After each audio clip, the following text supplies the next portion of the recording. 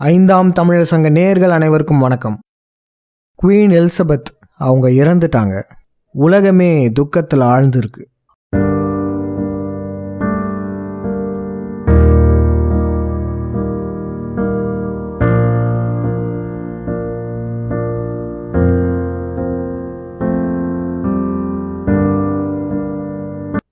இருங்க, இதெல்லாம் சும்மா தான் போடுறோம். இவங்களுடைய உண்மையான வாழ்க்கை வரலாறு என்ன தெரியுமா?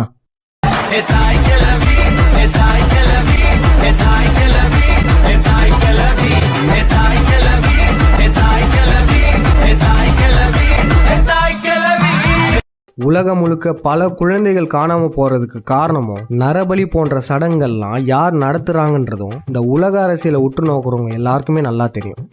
ராணி மறைவு தொடர்பாக ட்விட்டரில் இரங்கல் தெரிவித்துள்ள பிரதமர் மோடி, இரண்டாம் எலிசபெத் ஊக்கமிகு தலைமையாக விளங்கியதாக புகழாரம் சூட்டியுள்ளார். ராகுல் காந்தி தனது ட்விட்டர் பக்கத்தில் இங்கிலாந்து மக்களும் அரச குடும்பத்தினருக்கும் ஆழ்ந்த இரங்கலை தெரிவித்துள்ளார். தமிழ்நாடு முதலமைச்சர் மு.க. ஸ்டாலின் ட்விட்டரில் பிரிட்டன் அரச குடும்பத்தில் நீண்ட கால மகாராணியாக இருந்த ராணி இரண்டாம் எலிசபெத்தின் மறைவு ஆழ்ந்த வேதனையை அளிப்பதாகவும் 70 ஆண்டுகள் பதவியிலிருந்து 15 பிரதமர்களை நியமித்து நவீன வரலாற்றில் பல முக்கிய திருப்பு முனைகளுக்கு காரணமாக இருந்தவரின் சகாப்தம் முடிவுக்கு வந்துள்ளது என்றும் தெரிவித்துள்ளார். நம்ம நாட்டுல உள்ள பெரிய அரசியல் கட்சி தலைவர்கள்லாம் இரங்கல் சொல்றாங்களே, அப்படி இந்த ராணி நம்ம நாட்டுக்கு என்னதான் செஞ்சாங்க? இதுவரைக்கும் உங்க 2 பேருக்கு நான் என்ன பண்ணிருக்கேன்? ஒன்னும் பண்ணல. அதேதான் அவங்களுக்கும் போய் சொல்றேன். இவங்க செஞ்ச செயல் என்ன தெரியுமா? நம்ம நாட்டு மக்களை அடிமையாக்கி இங்க இருக்க வளங்களெல்லாம் அவங்க ஊருக்கு கொண்டு போனதுதான்.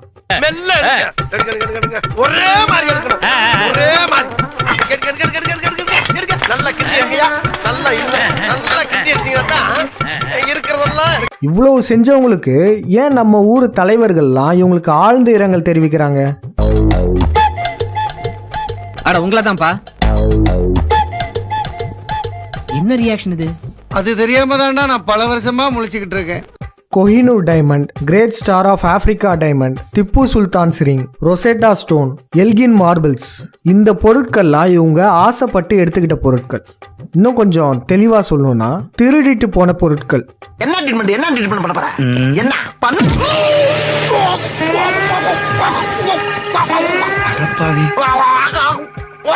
ஒரு சிலர் நினைக்கலாம், ஒருத்தர் இறந்ததுக்கு அப்புறம் அவங்கள விமர்சிக்கிறது அவ்வளோ சரியா இருக்குமா அப்படின்னு. நரக அசுரனான நரகாசுரன், அதாவது பரசுராமனோட இறப்பதான் நம்ம எல்லாரும் தீபாவளியா கொண்டாடிட்டு இருக்கோம். அதாவது கெடுதல் செய்தவர்கள் இறந்தாங்கன்னா அதை மகிழ்ச்சியா கொண்டாடுறதுல எந்தவித தவறுமே இல்லை.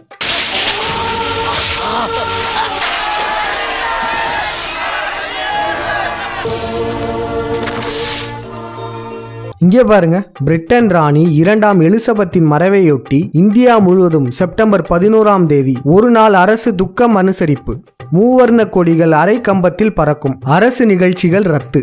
என்னங்க இது? ஒன்னு ராணி இறந்த அன்னைக்கு துக்கம் அனுசரிச்சிருக்கலாம், இல்ல இறுதி சடங்கு அப்ப துக்கம் அனுசரிச்சிருக்கலாம். அது என்ன 9/11 தான் துக்கம் அனுசரிக்கணுமா என்ன?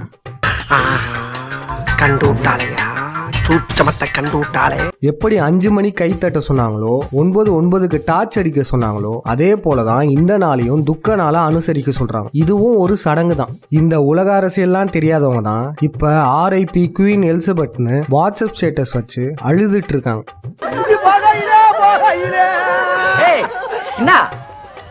என்ன போகையில இவங்க எல்லாரும் கூட்டு போக சொல்றேன். நீ எதுக்கு இப்ப சென்ட்ரல் உட்காந்து? நீ இல்ல அம்மா இருக்கிறவன் இம்சை தாங்க முடியாது, அது போய் சேர்ந்துருச்சது. அங்க ஆம்பளைங்க நாங்க அனாதையா இருக்கிறான், அங்க வந்து அழுவ. உன்னை ஆரம்பத்துல இருந்து பாதிச்சுக்கிறேன், இது ஓவரா அழுதுட்டு இருக்க. நீ கிளம்பி. இதுல என்ன ஒரு வேடிக்கைனா, கொஞ்ச நாளைக்கு முன்னாடி சுதந்திர தினத்தப்ப எல்லாரையும் கட்டாயப்படுத்தி மூவர்ண கொடியை ஏத்த வச்சாங்க. ஆனா இப்ப அவங்க கையாலேயே அதை இறக்குறாங்க.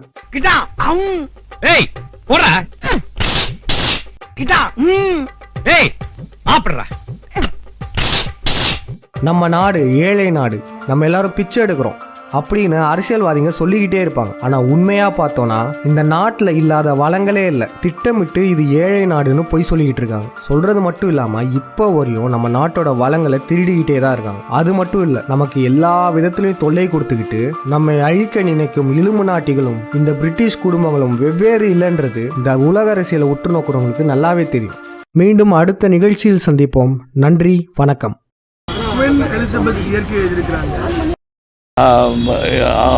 அவர்கள் பார்க்காத உலக சரித்திரம் இல்லை என்று சொல்லும் அளவிற்கு எல்லா மாற்றத்தையும் பார்த்து அனுபவித்து அதற்கான விமர்சனங்களையும் பாராட்டுகளையும் சொல்லி மறைந்திருக்கிறார். அனுதாபங்கள் பிரிட்டிஷாருக்கு. உனக்கும் இடம் உண்டு அருள்மனக்கும் முருகனில் திருவடி நிழலிலே உனக்கும் இடம்